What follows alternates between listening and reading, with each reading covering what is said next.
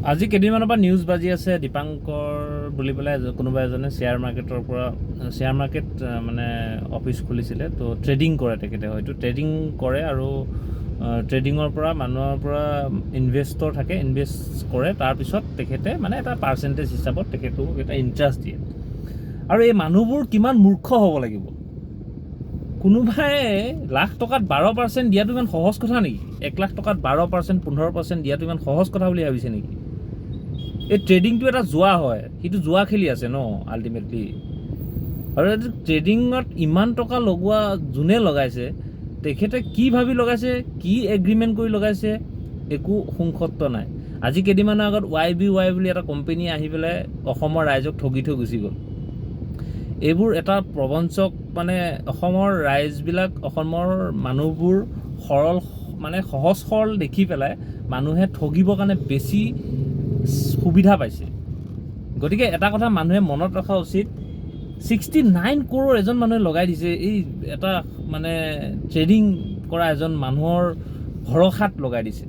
তো ভাবক, ট্ৰেডিং এনেকুৱা এটা বস্তু, ট্ৰেডিঙত ছাকচেছ হয়, নোহোৱা নহয়, কিন্তু কিমান পাৰ্চেণ্টে হয়? 100%ৰ ভিতৰত 1% ট্ৰেডিঙত ছাকচেছ হয়। তাৰ ওপৰত ছাকচেছ হোৱাটো ইমান সহজ কথা নহয়। সেই 1%ৰ মাজত সোমাবৰ কাৰণে আপুনি মই 7 জনম ল'ব লাগিব, তাৰ পিছতহে আপুনি সোমাব পাৰিব। বহুত টেলেণ্ট লাগে। আৰু সেই 1%টো এনেকুৱা নহয় যে 1%তে সকলো ট্ৰেডিং কৰি সকলোৱে ছাকচেছ হৈছে। তাৰ মাজত লছো আছে, লাভো আছে। তো সি আজি ইমান 4,000 কোটি নে 7,000 কোটি টকা লৈ পলাই গুচি গ'ল। অভিয়াছলি মানে ইণ্ডিয়াৰ বা অসমৰতো বিজয় মালিয়া হৈ গ'ল। বিজয় মালিয়াহে 9,000 কোটি টকা লৈ পলাইছিলে। তো সিটো বেংকৰ পইচা লৈ পলাইছে, কিন্তু সেইটো পাব্লিকৰ পইচা লৈ পলাই গুচি গৈছে। তো ভাবক, সেইটো এটা বহুত ডাঙৰ এটা ইছ্যু।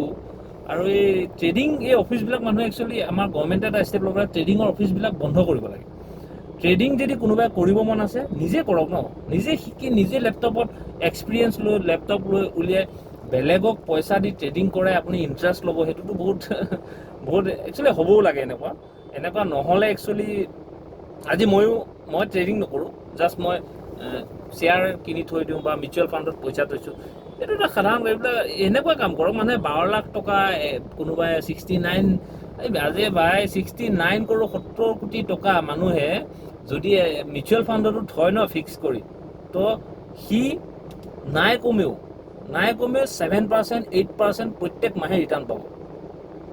প্ৰত্যেক মাহে সেই 7%, 8% ৰিটাৰ্ণ পাব, বা 10%, 12%লৈকে পায়। তো সেনেকুৱা কৰক। এই ফকতীয়া কিছুমান ট্ৰেডাৰৰ মানে প্ৰৰোচনাত পৰি আজি যিটো অৱস্থা, গুৱাহাটী হওক বা অসমৰ মানুহবোৰৰ যি অৱস্থা, অৱস্থা, কোনোবাৰ কাৰোবাৰ 3 কোটি গ'ল, কাৰোবাৰ 100 কোটি গ'ল, কাৰোবাৰ 4,000 কোটি টকা, 7,000 কোটি টকা লৈ পলাই গুচি গ'ল। আচৰিত কথা কিন্তু দেই, এইটো বহুত ডাঙৰ কথা। গতিকে ৰাইজ সচেতন হ'বলৈ হ'ল। আপোনালোকে যাকে তাকে বিশ্বাস নকৰিব। যাকে তাকে বিশ্বাস কৰি আজি আপোনালোকৰ কি হৈছে অৱস্থা। গতিকে টকা গোটেই জীৱনৰ আপুনি কষ্ট, ধন আৰ্জন কৰি যাকে তাকে বিশ্বাস কৰি কাকো পইচা দি নিদিব। বিশেষকৈ কাৰোবাৰ প্ৰৰোচনাত পৰি। আজি এটা কথা মনত ৰাখিব, কষ্ট কৰি ঘটা ধনৰ নিচিনা ধন হ'ব নোৱাৰে। আপুনি ইণ্টাৰেষ্ট খাই পেলাই কিমান দিন থাকিব? ইণ্টাৰেষ্ট, সুদ খোৱাটো এটা চবচে ডাঙৰ পৃথিৱীৰ এটা পাপ কাম হয়। গতিকে আপুনিতো ইণ্টাৰেষ্ট মানে সুদ খাইছে ন, কাৰোবাক পইচাটো দিছে, ইনভেষ্ট কৰিছে, তো তাৰ পৰা আপোনাক এটা ইণ্টাৰেষ্ট, এইটো ডাঙৰ পাপ হয়। কিন্তু তথাপিতো ঠিক আছে, এনেকুৱা জেগাত দিয়ক য'ত আপুনি সুৰক্ষিত, আপোনাৰ টকাখিনি সুৰক্ষিত। আৰু যদি কিবা কৰিব মন আছে, ট্ৰেডিং কৰিব মন আছে, নিজে শিকি কৰক। আৰু যদি ক'ৰবাত পইচা লগাব মন আছে, মিউচুৱেল ফাণ্ডত পইচা লগাওক, আপুনি শ্বেয়াৰ কিনক, আপোনাৰ নিজৰ নলেজত কৰক, অলপ শিকক। আৰু কাৰোবাক পইচাখিনি এনেই দি দিব, এগ্ৰিমেণ্ট সাধাৰণতে আজিকালি লটাৰী এগ্ৰিমেণ্টৰ কি মূল্য আছে কওকচোন। গতিকে এইবোৰ হোৱাটো ভাল হৈছে, কাৰণ কিয়, কাৰণ তেতিয়া সচেতন হ'ব, ৰাইজ সচেতন হ'ব। আৰু আমাৰ মানে খুব সহজতে, যিবিলাকে ভাবে যে খুব সহজতে পইচা ঘটিব পাৰে, সেইবোৰৰ কাৰণে এটা মানে মেছেজ গৈছে যে মানে খুব ভাল হৈছে। জয় অসম।